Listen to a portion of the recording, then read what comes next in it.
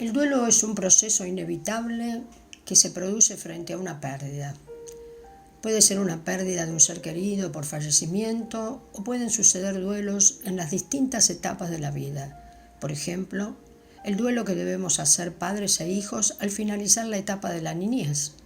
Muchos lo viven acentuadamente y para otros casi ni se dan cuenta porque no dejan de tratar a sus hijos como niños. La terminación de una relación de pareja implica también un duelo, a veces muy doloroso y a veces negado. Perder una mascota nos suele sumir en un proceso de duelo. Muchas son las situaciones de la vida que pueden llevar consigo procesos de duelo. A veces la pérdida, o mejor dicho, el pasaje de una década a otra, nos sume en un proceso doloroso. En otro momento existían lo que se llamaban ritos de pasaje. Estos ritos marcaban el cambio de etapas, por ejemplo, el pasaje de la niñez a la adolescencia se podía notar por el cambio corporal y también por el estilo de vestimenta. Actualmente la masificación de la forma de vestir, por ejemplo, no da la oportunidad de festejar la nueva etapa ni de asumir la pérdida de la precedente. En mi época los bebés llevaban ropita precisamente de bebé, los niños pantalones cortos hasta que llegaba el tiempo de empezar a usar los pantalones largos y las chicas los zapatitos bajos hasta que empezaban con los tacones. Estos tiempos eran muy valorados y distinguían muy bien una etapa de la otra. Hoy los niños desde bebés usan jeans, por lo cual toda la etapa de crecimiento transcurre con el mismo tipo de ropa. Toda una declaración de principios. Hoy todo se socializa y queda a cargo de papá Estado. Así, cada etapa escolar, por ejemplo, tiene una finalización que se festeja con la vestimenta de graduado y un acto que señala la finalización de una etapa y la entrada en la otra. Y muestra también, digo yo, ¿no?, la importancia de los rituales. En este sentido, ¿no?, los rituales de pasaje, los ritos de pasaje. Pero volvamos al tema del duelo. Desgraciadamente, esto también se ha pretendido estandarizar y entonces existen etapas del duelo y el tiempo de finalización, sin lo cual estaríamos hablando de duelos patológicos. Creo personalmente que el duelo depende de cada persona que lo vive y que será más corto o más largo en función de muchos factores. Por ejemplo, la forma en que se produjo el deceso de la persona. Una muerte repentina dejará más en estado de shock a los allegados que una muerte precedida de una temporada de acompañamiento por una enfermedad. La relación que la persona tuvo en vida con el allegado muerto marca también una diferencia en la etapa de duelo. Si la persona tuvo una relación difícil, si no se veían por un alejamiento o por alguna discusión, o si la persona no pudo estar con su allegado en el momento de la muerte. Estos episodios pueden generar culpa y entonces la persona se hará todo tipo de preguntas, no siempre consoladoras, lo que acrecentará la pena y el tiempo de duelo se alargará. La pandemia ha dejado gran cantidad de personas desoladas por la pérdida de familiares y amigos sin haber tenido la oportunidad de acompañar a esas personas.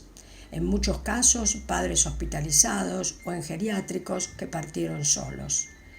La secuela es grande y esos familiares no encontraron fácil consuelo y muchos de ellos continúan haciéndose preguntas, queriendo volver el tiempo atrás y sumidos muchos de ellos en un bajón importante de ánimo por no poder cerrar esa situación adecuadamente. ¿Qué hacer entonces? Lo primero que debemos entender es que por difícil que resulte una situación, lo mejor que podemos hacer es aceptarla. Aceptar no es resignarse, es entender que no podemos revertir ni pelear contra lo que es. Sí podemos, en el caso que hablábamos, demandar legalmente si es el caso.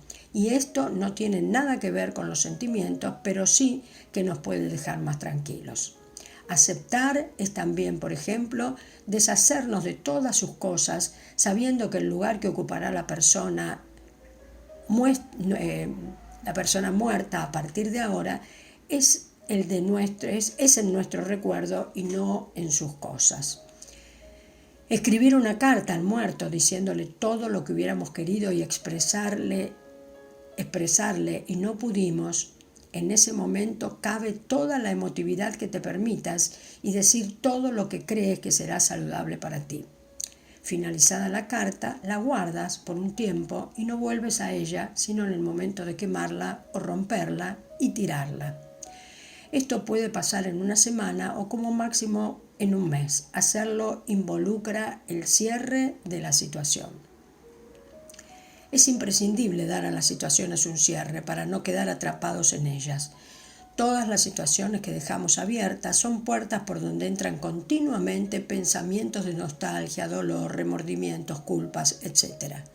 Y esto no nos permite avanzar con la energía que necesitamos vitalmente para seguir afrontando las circunstancias de la vida.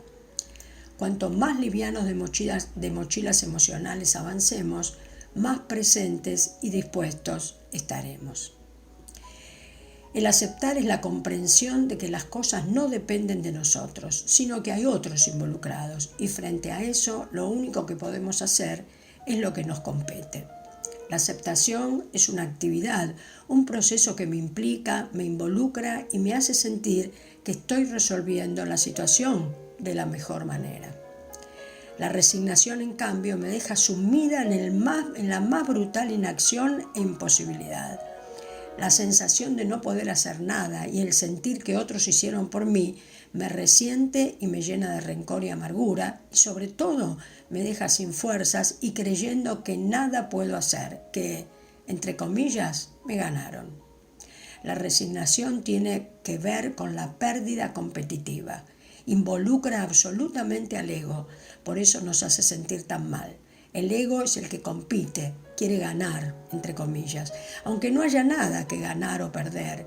Y es él el que machaca, bombardeando mi cabeza con lo que podía haber hecho y no hice.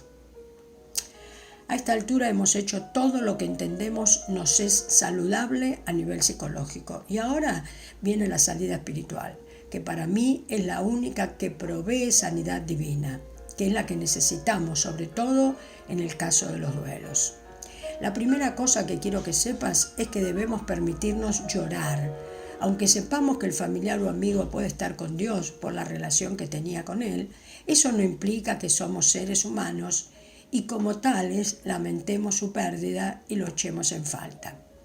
Escucha. Dichosos los que lloran porque serán consolados, dice Mateo 5:4. Jesús es quien nos consuela si vamos a Él y se lo pedimos o simplemente le contamos que nos sentimos desolados. Juan 11:33 dice, al ver llorar a María y a los judíos que la habían acompañado, Jesús se turbó y se conmovió profundamente. Segunda de Corintios 1:4 dice, Dios nos consuela en todos nuestros sufrimientos para que también nosotros podamos consolar a quienes sufren, dándoles el mismo consuelo que recibimos de Él. Qué maravilla, ¿no? No quedarnos solamente el dolor en nosotros y el consuelo, sino poder darlo a los demás. El Salmo 107, 13, 14 dice, socorro, Señor, clamaron en medio de su dificultad y Él los salvó de su aflicción. Los sacó de la oscuridad y de la profunda penumbra, les rompió las cadenas. Y por fin Juan 11, 34, 35. ¿Dónde lo pusieron?, dijo Jesús, refiriéndose a Lázaro. Y ellos le dijeron, Señor, ven a verlo. Entonces Jesús lloró. Entra a nuestros canales y si quieres puedes suscribirte. Amar sin confiar y Caminos Más Altos. Y compartir los audios con otros y muy importante, dejarnos tu like o un comentario en el canal. Es bueno conocernos y también seguir difundiendo esto que puede nutrir a muchos. Recuerda, Caminos Más Altos.